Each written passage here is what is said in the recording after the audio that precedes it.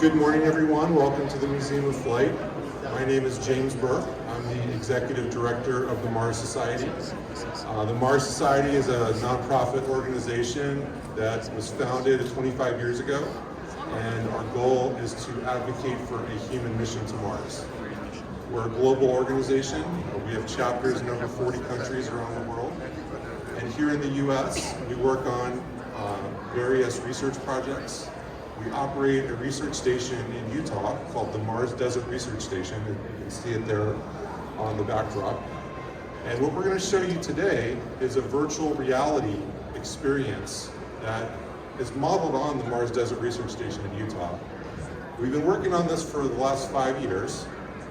And what we did was we were able to scan the terrain out in Utah using the latest virtual reality techniques to create an application that allows us to simulate being there and also allows people to have the experience of walking on Mars.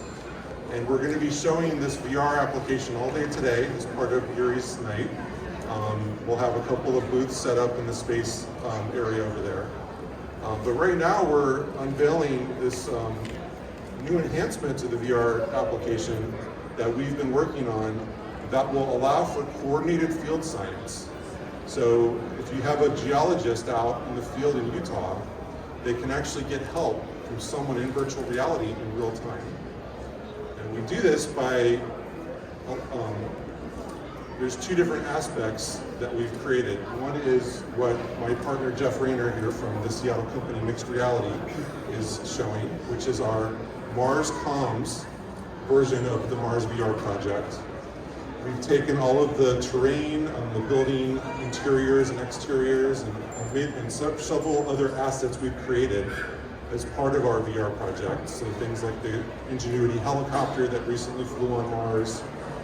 We put them into this version of the application, but we've also added the ability for multiple people to be in there at once.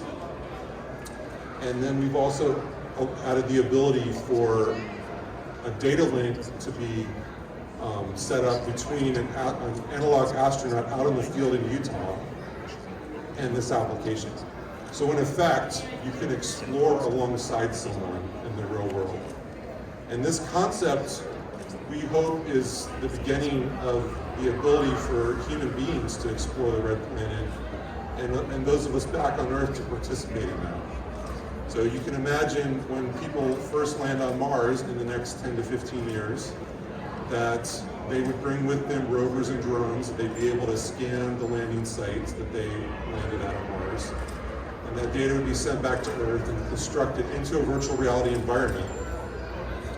And then potentially millions of people could explore that area along with them using devices like the Oculus Quest 2, which Jeff is using right now, which is a commercial off-the-shelf virtual reality headset. Costs about $350. You can pick them up at Costco on your way home today. So what Jeff is doing is he's exploring a small portion of our site in Utah, which is a Mars analog terrain. It's a place on Earth that's like Mars. And he's doing it based on the scan we did of that location and the data that's in the VR app. And so in effect, he's experiencing what it would be like to walk around in Utah. Now, there's a lot of aspects of virtual reality that allows you to cheat a little bit. He's jumping around a lot and teleporting by just flicking the thumbstick on his controller. And so that allows him to travel long distances and also allows him to kind of have different vantage points that you would have in the real world, which would also aid with geology exploration. And he's also able to,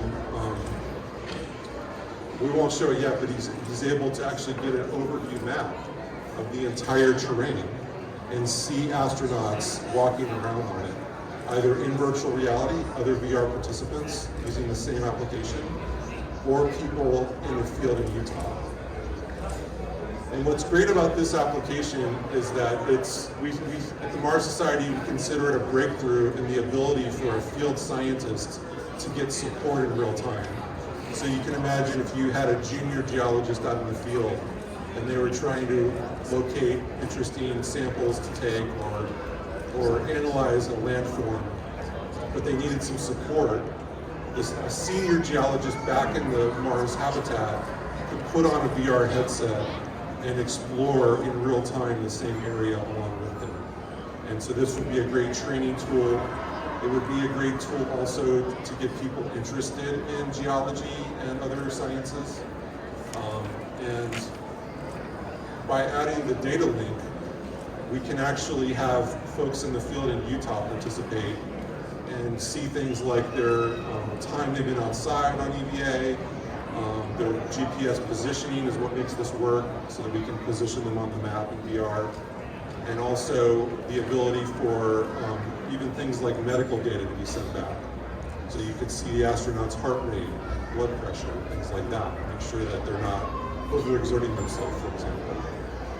You also could use this technology to the data part of it. You can also use this to possibly control a rover from that Mars habitat. And so, just like the scientists at NASA JPL do with the Mars rovers, you could send commands to a rover and have it explore an area, take pictures, and send those pictures back with a delay. So you can, in effect, simulate driving a rover on Mars using this technology.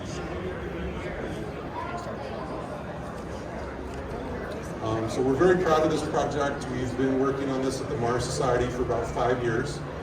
And this new aspect of it, the Mars Comms application, we have it running in Oculus Quest, the headset natively, which is a significant engineering challenge that we had to do. We also have one of our chapters of the Mars Society, headquartered in Chicago, has been working on the mesh network devices. Peter, would you mind grabbing one of those for me? Thank you. So using some off-the-shelf small networking devices, such as this one here, we've developed these small devices that we can bring out in the field with us in Utah and also mount them to the spacesuits that people wear. And each of these devices will capture data about the position of the device. It will capture data that we send to it from the astronauts, such as their vitals.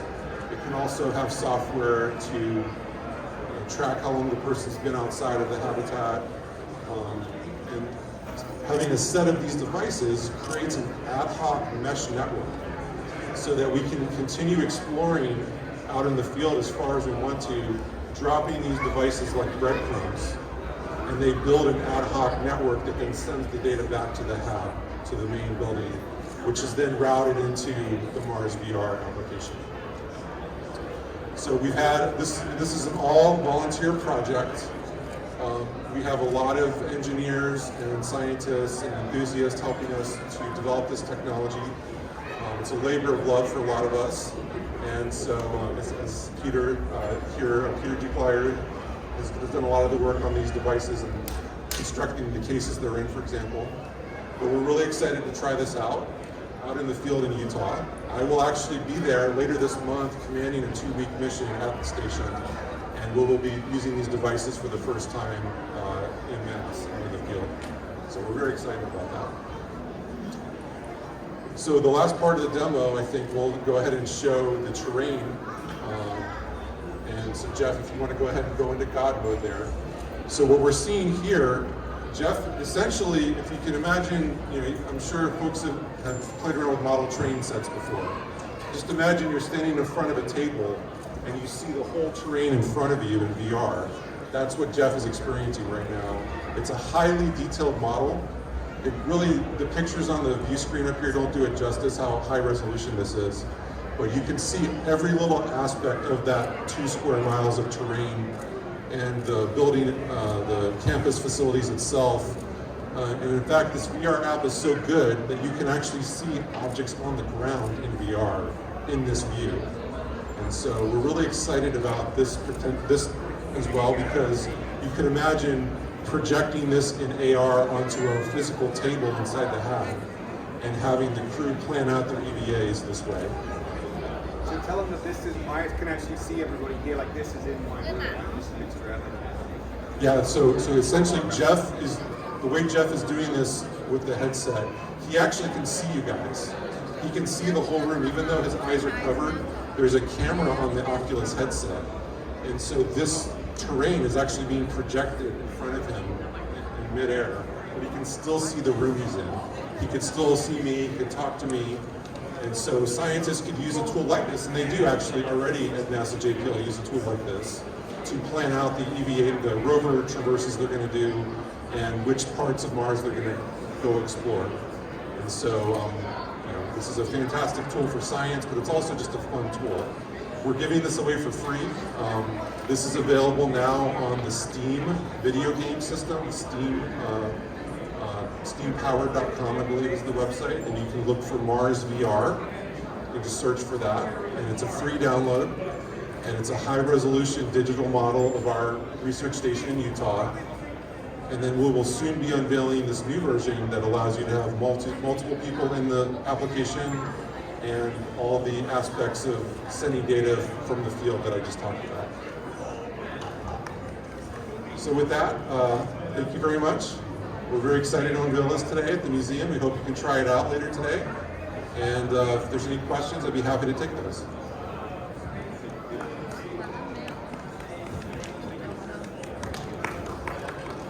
Any questions? Well, like I said, we're with the Mars Society. We're a nonprofit organization. We have 40 chapters, or chapters in 40 countries around the world. We have about, on Facebook, 90,000 followers. We have a few thousand paid members. Our conference is at Arizona State University this year in October 5th through 8th. We'll have all of the NASA scientists that work on the Mars missions at our conference. We'll have speakers. Last year we had the #2 at NASA, Commander Pam Mulroy. A couple years back we had Elon Musk speak at our conference. That was a lot of fun. And so anyway, we're really excited to be part of the Yuri's Night celebration today, and we hope you guys have a great time. Thank you very much. All right, thanks guys.